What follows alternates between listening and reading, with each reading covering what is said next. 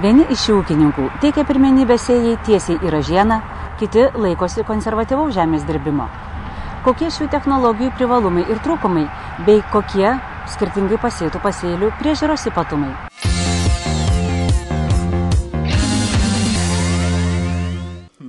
Radviliškio rajone žieminių sėjai šiemet nebuvo palankus orai. Labai trūko lietaus. Laukuose matėsi nevienodai sudygę žieminiai rapsai, vieni jau 5 lapelį beleidžia, kiti vos išlindę. Aplankyti rajono ūkininkai rapsų sėjai naudojo skirtingas technologijas. Vieni sėjo tiesiai į ražieną, kiti dirba prieš sėją arė arba dirba skutiku. Taikau 3 metus, nes vienas daiktas greičiau pasėti yra, kadangi labai laiko trūksta, reikia nuimti žeminius javus viską, o antras tai yra tai, kad sulaiko daugiau sniego, mažesnė tikimybė, kai šals žiemą. Na, aišku, prieš pjūtį arba to jau po pjūties purškiam su glifosatais, paskui azofitą litrą ir 3 litrus amalgerolio. O po to, aišku, trašos išberiamas ir sėjama. Kasinėdami dirvą matėme, kad šiaudų likučių kaip ir nėra. Tai čia būtent jūsų naudojamos technologijos poveikis, ar kaip manote? Na taip manom, nes naudojant amalgerolę, azofitą jau 3 metus iš eilės, tai šiaudai sunyksta labai greitai. Ir aišku, daugiau tos visos bio visokios, sakykime, sliekų, ten taip visokių. Nes pagerėja dirvožėmis daug, labai jaučiasi. Sėjant į ražieną, tarpueiliai, tarpuvagiai yra gana dideli. Ar tai turi įtakos, sakykime, sėklos normai, nei sėjant pabirai? Ne, sėklos norma yra ta pati, kažkur netoli 3 kg, tiek sėjant pakrikai, tiek eilutėm. Čia buvo sėta su giluminiu purentuvų heva, kas 60 cm tarpueiliai, čia jau sėjam jau 5 metus. Gan neblogai pasiteisino ta technika ir ta technologija, kadangi labai greitai galim viską atlikti. Nupjovus, o kai sakiau, ten nupurškus, tą pačią dieną galim ir sėti. Vytas Masiliūnas pernai užaugino didesnį derlių nei šiemet. Dėl Radviliškio rajone stojusios ilgos sausros javams trūko drėgmės ir šių metų derlius jau ūkyje sumažėjo visą toną. Matėme, žieminis rapsas taip pat ne visur tolygiai sudygęs, yra jau ir 5 lapelį išleidusių ir yra dar tik tai skilčialapių formos. Kas sąlygos neleido sudygti laiku vienodai? Taip, kadangi sausrą lietaus nematėm jau, tai porą kartų gal palijo po truputį, o daugiau kai po lietaus tik tai sudygo tie, kurie buvo giliau pasėti ar paviršiau. Dabar toks pasėlis netolygus, bet tankumo atrodo, kad užteks, derlius turėtų būti. Aukštelkuose ūkininkaujantis tik baigęs agronomijos mokslus Benas Elsbergas žieminius rapsus sėja tokiu pat būdu kaip ir Vytas Masiliūnas. Dėl laiko, dėl taupumo, dėl ekonomikos. Nes paprasčiausiai kombainas įvažiuoja į lauką kulti, iš galo važiuoja sėjamoji. Labai sutaupumas laikas, drėgmė. Praktiškai sėjos laikas. Ir dar prie to pačio, tas su kurmiais, kai sėjam, pragilinam podirvį, pralaužam. Ir rapso šaknis giliau lenda, rapsas geriau žiemoja, staresnė būna, geriau vystosi. Kiek metų jau šitaip sėjate į ražieną tiesiai? 4 metai.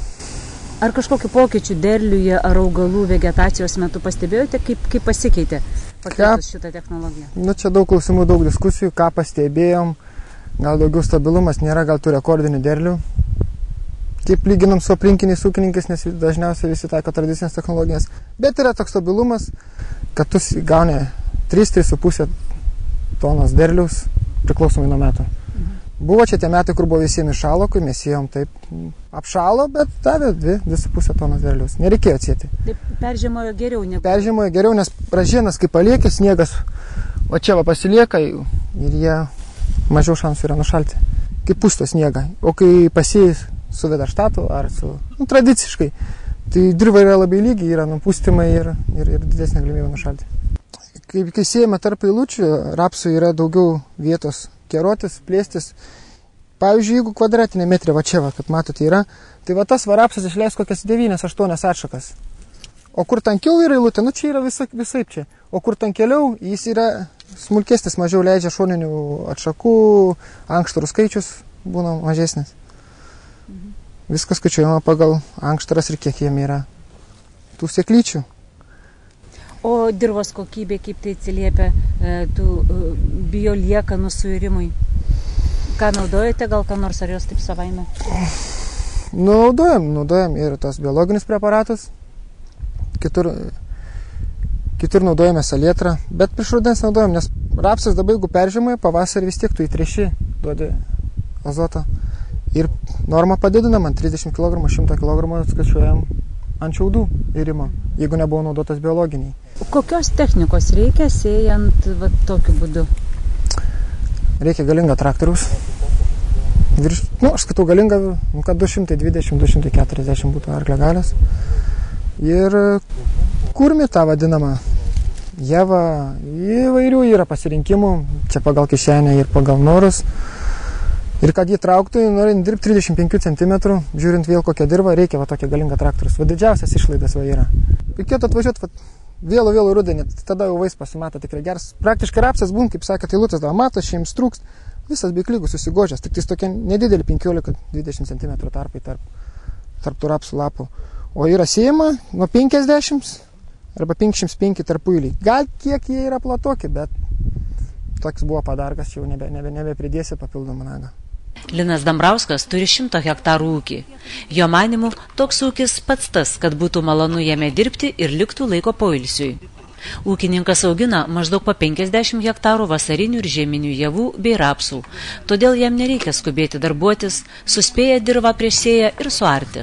Mūsų ūkis, tik tai sakau, dar kartą 100 hektarų, tai mes spėjam viską atlikti laiku. Kaip jūsų rapsai, ką galite pasakyti apie žieminių rapsų pasėlį? Šiai dienai puikiai. Šiai dienai tikrai puikiai, o šiaip visą šitą reikia žiūrėti pavasarį. Nes iš rudens, aišku, akiai viskas dabar šiai dienai viskas miela ir gražu. O ką naudojate prieš sėją, ar dabar paruošimas žiemai atėję, ką darysite?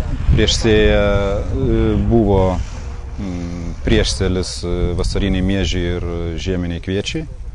Priešsėlis buvo po javapjūtės buvo naudota amalgerolis rezofitas ir suskusta. Ir po to rapsui buvo naudojamas arimas. Ir rugpjūčio berods 14 ar 13 buvo pasėta žieminis rapsas. Tai jau dabar jisai visai neblogai atrodo ir turbūt laukite to žiemos periodo, kaip jam ruošitės? Ruošimės, atiduosim dabar borą, Intermago dar priedus. Ir lauksim žiemos. Pasak Lino, jau ne kartą išbandyto žiemkenčių auginimo technologijos visiškai pasiteisina. Pasėliai būna stiprus, jų nenuniokoja ligos ir kenkėjai, priklausomai nuo oro sąlygų užauga geras derlius. Žieminis rapsas atidavė man šiaip gal ir rekordinį, derlių buvo 4,5 tonos, vietom iki 5 netgi. Kęstutis Mackevičius iki rugsėjo vidurio buvo pasėję 60 hektarų žiemkenčių. Sėjos dar laukia 150 hektarų. Auginate žieminius kviečius. Ir kokią technologiją naudojate? Ar kaip kaimynas į ražieną darėt, ką darot? Rapsieną suskutų 2 sykis. O kviečiam ar jau miškį. Ar kviečiam neįskutam tiek giliai, labai sausa. Dabar lieka pasėti, viskas. Lieka pasėti. Kiek dar liko jums pasėti? 150. Tai pasės, pana 6 savaitę kitą pabaigti. Nespėjai žemės paruošti. O kaip žemę ruošit, arėt? Arėm vien suskutiku aram. Tas visas suskutėm iš kartą, kai nukūlėm rapsas. Dabar antrąsyk paskutam ir partrešiam ir sėjam. Matėme 2 rapsų rudeninės sėjos technologijas. Sėja tiesiai į ražieną ir sėja jau įdirbus žemę plūgų. Kuo tos technologijos, kaip jas galima būtų įvertinti, palyginti galbūt? Tai yra sutaupomas laikas, taupoma kuras, taupoma lėšos, nereikia dirvinio herbicido, nes jis nebus efektyvus. Ražieniniai sėjoj jau dirviniai herbicidai tikrai neturės pilno poveikio, čia jau tada reikėtų naudoti herbicidus, kurie tinka, nedirvinius, tai yra galera, arba galimas net ir toks variantas, jeigu buvo nuglifosuota ražiena ir švarus laukas, pasėjus nesimato jokių sudygusių piktžolių, tai kontrolė su herbicidais yra daroma tik pavasarį. O pati priežiūra, aišku, ražieniniam čia jau besąlygiškai reikalingas purškimas prieš pabiras. Radviliškio rajono ūkininkai dar tik ruošiasi rudeniniams pasėlių priežiūros darbams. Planavo artimiausių laikų purkšti herbicidus, pamaitinti augalus. Šie darbai laukia visų javų augintojų. Kiek yra svarbu paruošti žemkenčius būsimai žiemai ir tam ateinančiam šalčiui? Kadangi žemkenčius įvardinam tiek rapsai, tiek kviečiai, kvietrogiai, rugiai, iš tikrųjų daug augalų, kurie ruošiasi žiemoti. Ir ypatingai svarbus mitybinis periodas rudenį. Jau kaip žinome, praktiškai žieminis rapsas iki pasiruošimo žiemai ir užmygimo žiemos miegų praeina apie 90 dienų nuo sėjos. Tai sudygsta, auga ir jam reikalingas maisto medžiagas. Jeigu jisai bus nepamaitintas, nesotus ir nesukaupęs pakankamai maisto medžiagų, ypač cukrų rudenį, iššalimo rizika stipriai padidėja. Rugpjūčio 10-15 dienomis sėti rapsai turi 4-5 tikruosius lapelius. Artėja laikas, kai reikės juos pamaitinti boro trąšomis, kurių pagrindinė funkcija – kaupti augale cukrų. Kodėl rekomenduojam Bormax arba Bortitą, nes tai maisto medžiagos, kurios patikrintos, mūsų konsultantai jas rekomenduoja drąsiai, nes maišomumas ypatingai su kitais produktais, nes kaip ražieniniai žemdirbystėje, juk mums reikalingi ir prieš piktžolės herbicidai, ir fungicidas, tebukonazolo veiklioji medžiaga, ir insekticidas, nes pjūklelių daug. Mums svarbu bendras produktų maišomumas.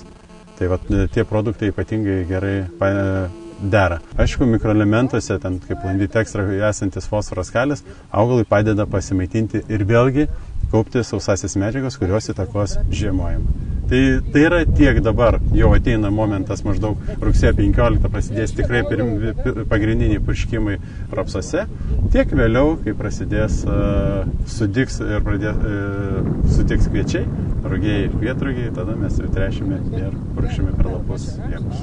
Visi Radviliškio rajone matyti žieminio rapso laukai buvo pasėti iki rugpjūčio 15-osios. Optimalus laikas. Dabar ūkininkai skuba sėti žieminius javus ir dėlioja purškimo herbicidais, mikroelementais, augimo reguliatoriais schemas.